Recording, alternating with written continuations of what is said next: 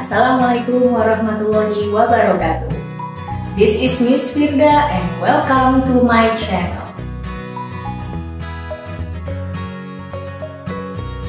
Okay guys, so for today we are going to learn about cardinal and ordinal numbers.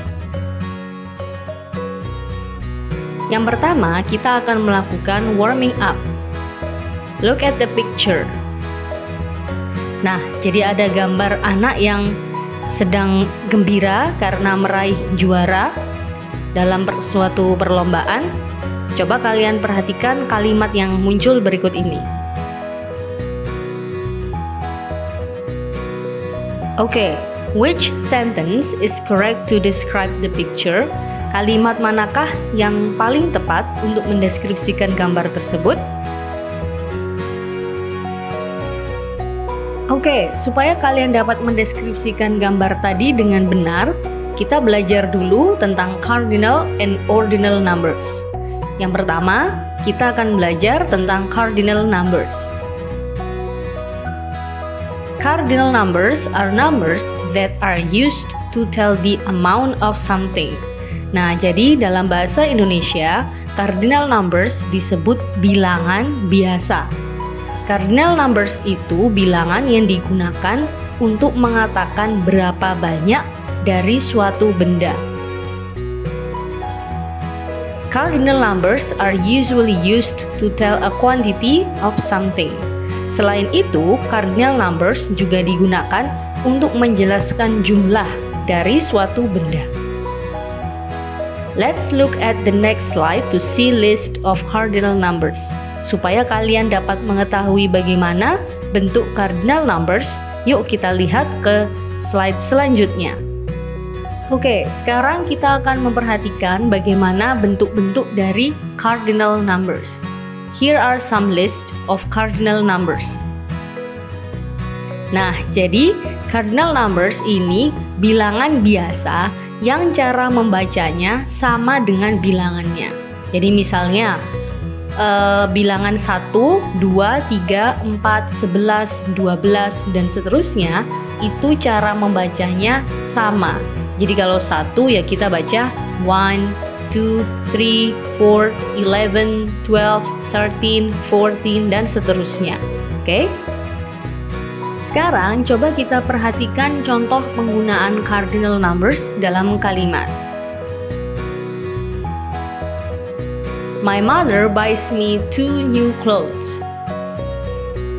My sister has got 3 new kittens.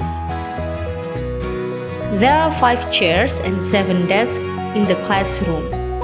Nah, jika kita melihat dari contoh ini, dapat kita perhatikan bahwa bilangan yang digunakan berfungsi untuk menjelaskan jumlah dari benda yang ada di dalam kalimat tersebut.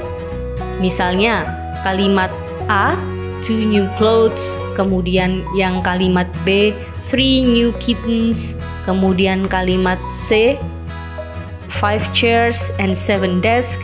Nah, jadi jika kalian menemukan kalimat seperti ini, maka kalimat tersebut menggunakan cardinal numbers. Selanjutnya, kita akan belajar tentang ordinal numbers. Ordinal numbers are numbers that are used to tell the positions, steps, dates, or orders of something. Dalam bahasa Indonesia, ordinal numbers disebut bilangan bertingkat.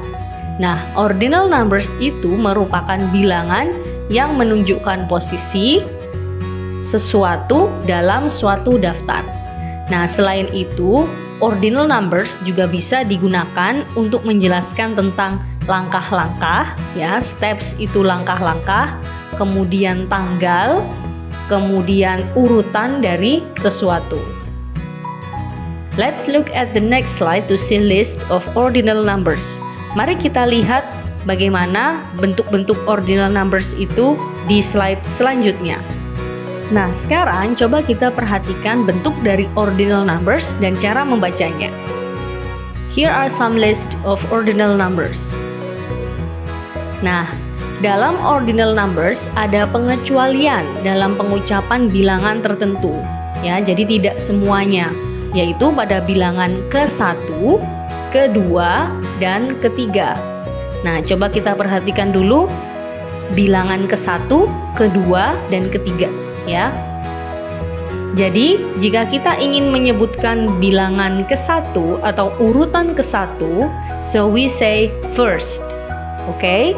Biasanya belakangnya itu kita tulis ST, ya. Kita ambil 2 huruf paling belakang. Kemudian untuk bilangan kedua atau misalnya urutan kedua, we say second. Nah, kita ambil 2 huruf di belakangnya yaitu ND. Oke? Kemudian ketiga, urutan ketiga misalnya. Nah, maka kita bilang third. Oke? Kemudian kita ambil 2 huruf di belakangnya, paling belakang maksudnya, yaitu R and D. Oke? Nah, kemudian untuk angka selain ke-1, ke-2, dan ketiga itu menggunakan bentuk pembacaan yang sama, yaitu 4th, kemudian 11th, 12th, 13th, ya, dengan akhiran TH. Oke? Nah, lalu bagaimana dengan angka ke-21, ke-22, ke-23, kemudian misalnya ke-41. Nah, maka kita tetap kembali ke bentuk yang pertama tadi, yang pengecualian tadi. Jadi misalnya